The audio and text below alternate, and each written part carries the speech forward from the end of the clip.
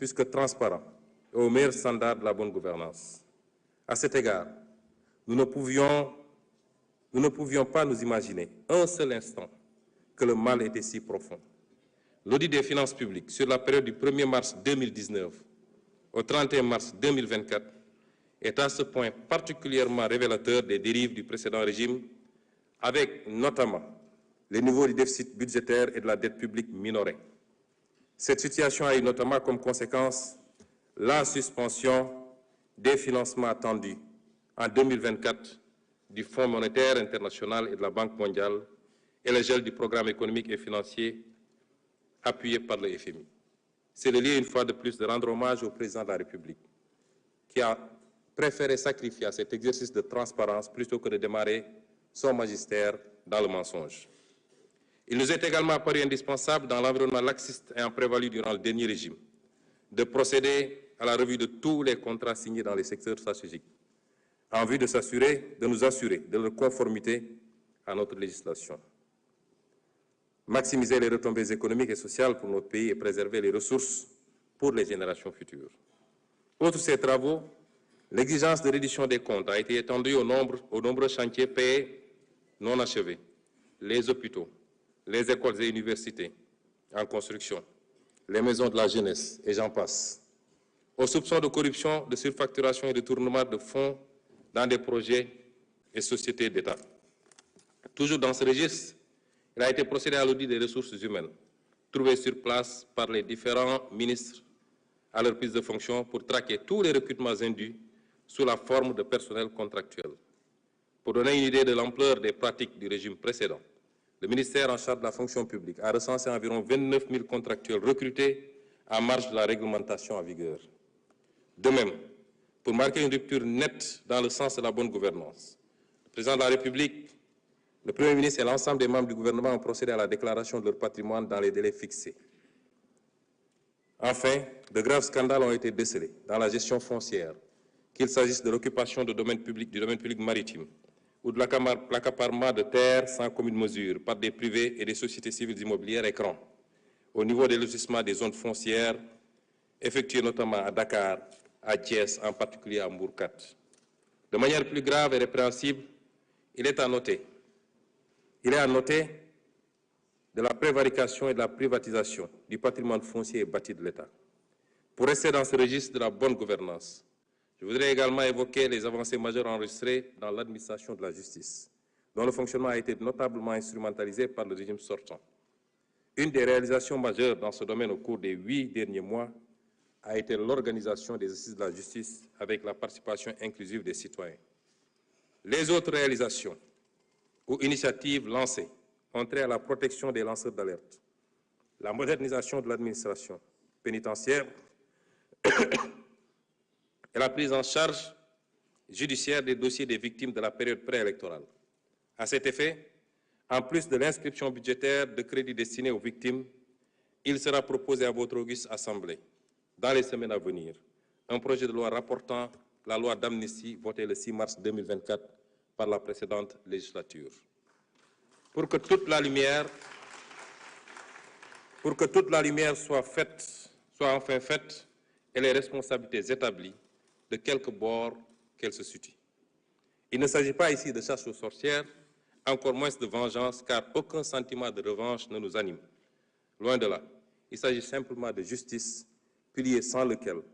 aucune paix sociale ne peut être garantie. Monsieur le Président de l'Assemblée nationale, honorables députés,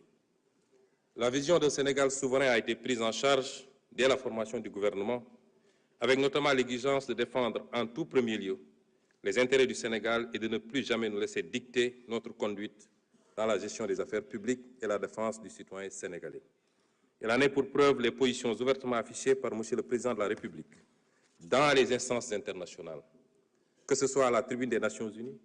au Forum mondial pour la souveraineté et l'innovation vaccinale, au sommet des Jeux olympiques du développement durable, aux réunions de l'Organisation de la coopération islamique. Nous militons pour un rééquilibrage de la gouvernance mondiale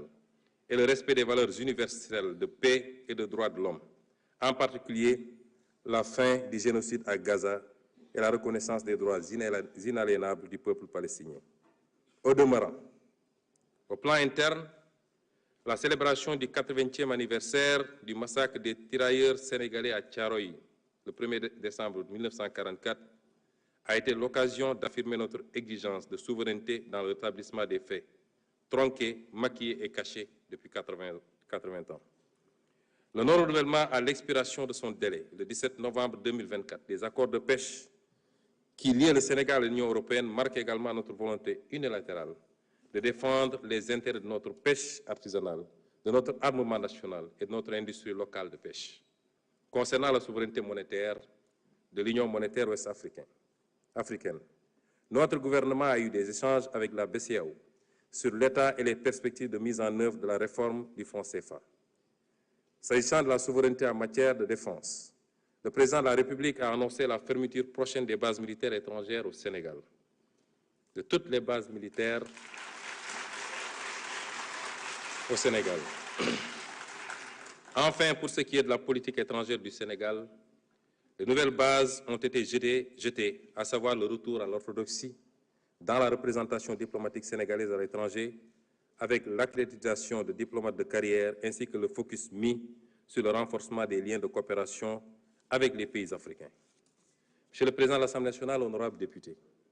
le renouveau du Sénégal au plan intérieur et extérieur ne peut réussir sans une administration publique efficace et dotée d'éthique et de déontologie, ainsi que des sociétés publiques et parapubliques régies par une stricte gouvernance financière. Cela a été martelé par le Président de la République et suivi d'action. À l'issue du premier Conseil des ministres, avec sa lettre du 8 avril 2024, transmise individuellement à chaque agent de l'État pour les inviter à la droiture,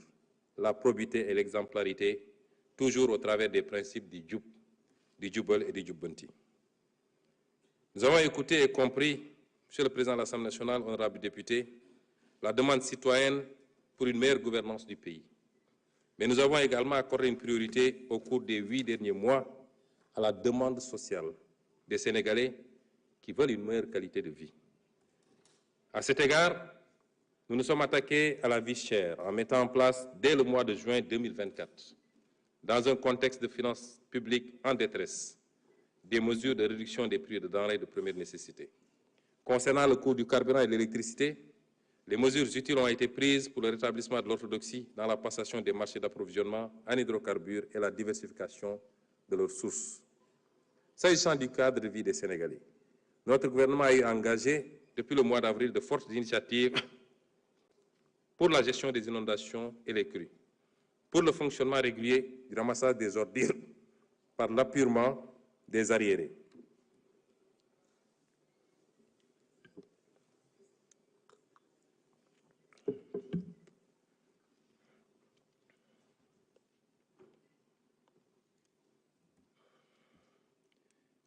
Pour le fonctionnement régulier du ramassage des ordures par l'appurement des arriérés de paiement dus par la SONAGED aux concessionnaires et pour l'organisation mensuelle d'une journée Setal Suñu Réew, s'agissant en particulier de la gestion des inondations et des crues.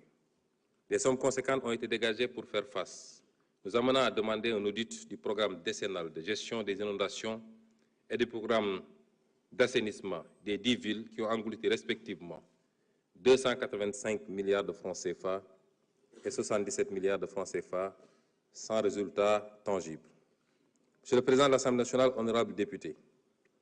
dans le domaine de l'équité sociale, préoccupation prioritaire pour le gouvernement,